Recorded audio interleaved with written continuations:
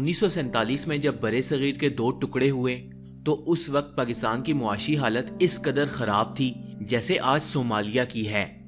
اور اس نئے بننے والے ملک اسلامی جمہوریہ پاکستان کی انتظامی حالت بھی انتہائی خراب تھی۔ ملکی وسائل کی غیر منصفانہ تقسیم پر بھارت کو نوازتے ہوئے پاکستان کو کمزور رکھنے کی ہر ممکن کوشش کی گئی، بلکہ اگر یوں کہا جائے کہ وسائل کی اس تقسیم کو محض ان خطوط کی بنیاد پر کیا گیا کہ یہ بدحال قوم کچھ ہی دن بعد خود ہندوستان کے قدموں میں آن گرے گی، لیکن اللہ نے پاکستان کے بچپن میں اسے ظاہری وسائل سے کمزور رکھا اور پھر بعد ازاں اس پاک دھرتی کے لوگوں کو ایسی صلاحیتیں عطا کی کہ انہوں نے نہ صرف انتہائی کم وقت میں اس ملک کو اپنے قدموں پر کھڑا کیا بلکہ اسے اس ملک کی حفاظت کے لیے ایک انتہائی بہترین ایجنسی بھی عطا کی، جس کا شمار دنیا کی نمبر 1 انٹیلیجنس ایجنسیز میں ہوتا ہے۔ یہ ایجنسی کچھ ہی سالوں میں اس قدر مضبوط ہو گئی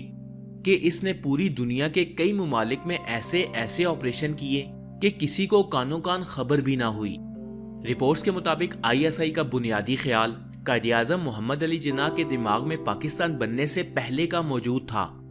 لیکن وہ ISI کو عملی حالت میں دیکھنے سے پہلے ہی اس جہان فانی سے کوچ کر گئے۔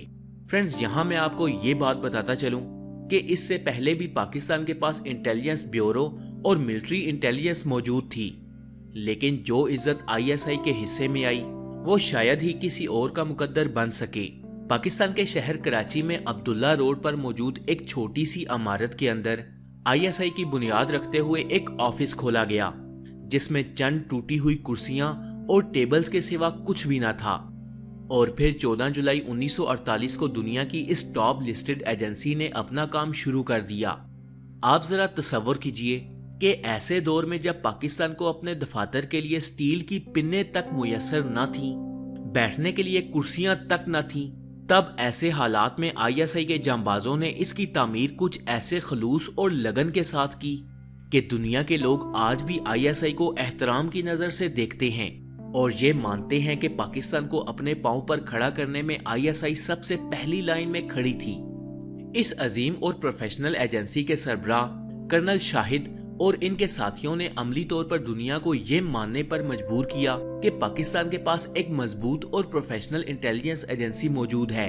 ابتدائی دنوں میں ISI نے Pakistan army, Pakistan air force اور پاکستان نیوی سے سولجرز کو چنا اور ان کو ٹریننگ دی، لیکن وقت کے ساتھ ساتھ سیولینز کو بھی بھرتی کیا جانے لگا۔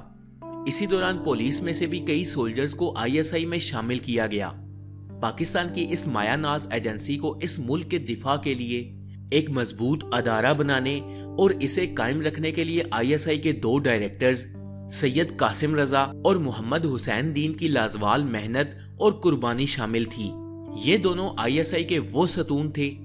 جن کے دم پر ISI نے اپنی جڑیں مضبوط کی اور مضبوط سے مضبوط تر ہوتی چلی گئیں۔ انہوں نے انتھک محنت کی اور نئے بھرتی ہونے والے ریکروٹس کو ٹرین کیا۔ ISI کی ٹریننگ اور اس کی کارکردگی کی weekly report colonel Shahid chief of army staff تک پہنچاتے تھے۔ ان کے نائب صاحبزادہ یعقوب، جو بعد میں پاکستان کے وزیر خارجہ بھی بنے، ان کا نام یہاں نہ لیا جائے تو یقیناً نا انصافی ہوگی۔ یہ ISI کے بچپن کے دنوں میں ایک میجر تھے۔ انہوں نے اس ادارے کو تنکا جوڑ کر ایک ایسی باڑ کی شکل دی جو آج پاکستان کے دفاع کی آخری لکیر کے طور پر ثابت ہو رہی ہے۔ یہ لکیر اس ملک پر اٹھنے والی دشمن کی نظروں اور قدموں کو پار نہیں ہونے دیتی۔ دنیا کی اس ٹاپ لسٹڈ ایجنسی کو بین الاقوامی سطح پر شہرت اس وقت ملی جب پاکستان میں جنرل ضیاء کے دور حکومت میں اس وقت کی سپر پاور روس نے اپنے مکمل ساز و سامان کے ساتھ افغانستان میں اپنے قدم گاڑنے کی کوششیں کی۔ اب چونکہ افغانستان پاکستان کا دوست مسلم ملک ہے اور اوپر سے پڑوسی بھی، جس کے ساتھ پاکستان کی ہزاروں میل لمبی سرحد موجود ہے، ISI نے روس کے افغانستان پر کیے جانے والے حملے کو اپنے بردر کنٹری کی سالمیت کو بچانے کے لیے ایک چیلنج کے طور پر لیا اور یہ افغانستان میں روس کے خلاف جا کھڑی ہوئی۔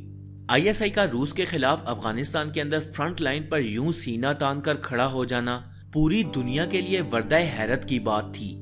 اس کے بعد امریکہ، بھارت، برطانیہ، فرانس، غرب سبھی ممالک کی ایجنسیز کی آنکھیں پھٹی کی پھٹی رہ گئیں۔ ISI نے افغانستان کے اندر روسی فوج کو ایسا لپیٹا کہ روس جو قبضہ جمانے آیا تھا، इसे अपनी फौज को बचाना मुश्किल हो गया। इस जंग में अमेरिका ने फाइनेंशियली बहुत मदद की, लेकिन फ्रंट लाइन पर रहकर रूस के खिलाफ लड़ने वाली आईएसआई ही थी, और इसी आईएसआई ने रूस को अफगानिस्तान से मार भगाया। इसके बाद वक्त गुजरा, जमाने बीते और अमेरिका अफगानिस्तान पर आकर विराजमान हो गया, लेकिन अपने मुस्लिम पड़ोसी मुल्क कंट्री के लिए आईएसआई वहीं खड़ी थी, और वो भी फ्रंट लाइन पर। लेकिन अब की बार आईएसआई के सामने रूस नहीं बल्कि अमेरिकन फौज थी, और फिर आखिरकार अमेरिकी फौजी भी वहां से भाग निकले। इस पूरे मामले के बाद पूरी दुनिया की आंखें उस वक्त फटी की फटी रह गईं, जब आईएसआई के चीफ जनरल फैज हमीद की तालिबान के साथ अमेरिका के अफगानिस्तान से भागने के ठीक 2 दिन बाद ये पिक्चर्स वायरल हुई। आईएसआई के जांबाजों ने पूरी दुनिया से ये तस्लीम करवाने की कोई कसर नहीं छोड़ी कि यही आईएसआई पाकिस्तान के दिफा की वो लकीर है जिसे कोई भी पार नहीं कर सकता, चाहे वो मुल्क के अंदर से हो या बाहर से।